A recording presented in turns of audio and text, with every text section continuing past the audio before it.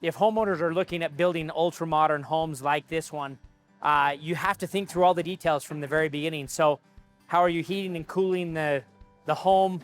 Thermal breaks is a big thing, especially here in Utah. So a thermal break has to go in, which we have a thermal break right underneath the glass wall, so we don't frost or get moisture on the inside of these windows and keep that thermal from transferring, or that cold air and coldness transferring from the outside to the inside, which can be extremely difficult, especially on a floating home. A thermal break, it has to be a point where frost or dew, it's the dew point. So in your walls in a regular conventional home, it'll be in insulation, or it'll be in a foam layer, so it doesn't transfer through the slab.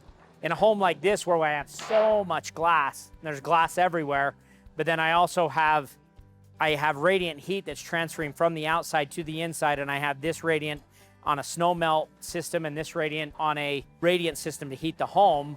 What'll happen is, outside this glass, I'm 15 degrees, but inside this glass, I'm 68 degrees.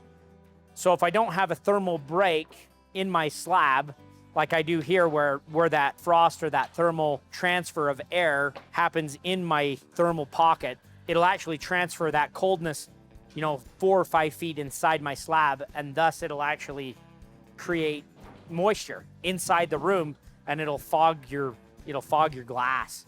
So that's one thing that you have to think about as you're building these ultra modern homes.